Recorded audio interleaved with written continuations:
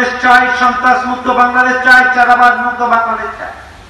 তাদের স্লোগান ছিল আমরা ন্যায় বিচার চাই, আমরা বৈষম্যহীন বাংলাদেশ চাই, আমরা ইনসাফ চাই।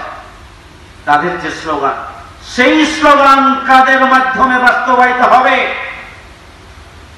ডিভাইস এবং প্রযুক্তির সহজলভ্যতার কারণে, আজকে সোশ্যাল মিডিয়ার কারণে এই 20 থেকে 35 বছরের এই তরুণ টকবকে যুবক তরুণদের কাছে, ছাত্রদের কাছে এই যে আজকে দিবালোকের মতো পরিষ্কার। মার্কা দাঁড় করাবো আর ধুমরি খেয়ে পড়ে সবাই ভোট দিয়ে দিবে, এই যুগ এখন আর নাই।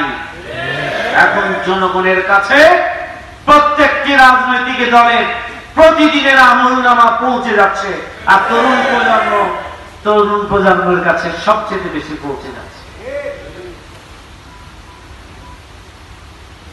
বর্তমান প্রজন্ম বলা শুরু করেছে, এদেশের সাধারণ মানুষ বলা শুরু করেছে, আমরা এ দেখেছি, আমরা বি দেখেছি, আমরা সি দেখেছি, আমরা এবার জামাত ইসলামীকে দেখতে চাই। আজকে তরুণ প্রজন্ম, আজকে 18 কোটি মানুষ আজকে বলা শুরু করেছে যে আমরা যাদেরকে বিদায় দিয়েছি, আবার একটি রাজনৈতিক দলের যে তৎপরতা দেখছি, এটি মুদ্রার এপিট ওপিট ছাড়া আর কিছুই নয়। এটি আমাদের জন্য কষ্টদায়ক। রাজনৈতিক দল হিসাবে দীর্ঘ 17.5 বছরে আমরা ফ্যাসিস্ট অপশক্তির জুলুম, নির্যাতন, নিষ্পেষণে, নিপীড়নে জর্জরিত অবস্থায় রাজপথে আমরা একসাথে আন্দোলন সংগ্রাম করেছি।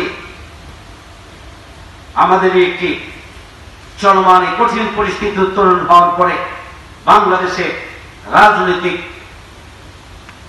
এই উত্তরণের পরে গণতান্ত্রিক উত্তরণের জন্য যেভাবে জনগণের স্বার্থকে নিয়ে সমন্বিতভাবে দেশের স্বার্থকে ঊর্ধ্বে তুলে ধরে, জনগণের স্বার্থকে ঊর্ধ্বে তুলে ধরে, দল এবং নিজেদের ব্যক্তি স্বার্থকে জলাঞ্জলি দিয়ে দেশ এবং জনগণের স্বার্থকে ঊর্ধ্বে তুলে ধরার জন্য যেভাবে রাজনৈতিক দলগুলোর এগিয়ে আসা দরকার ছিল, সেক্ষেত্রে কোন কোন রাজনৈতিক দল ব্যর্থতার পরিচয় দিয়েছেন।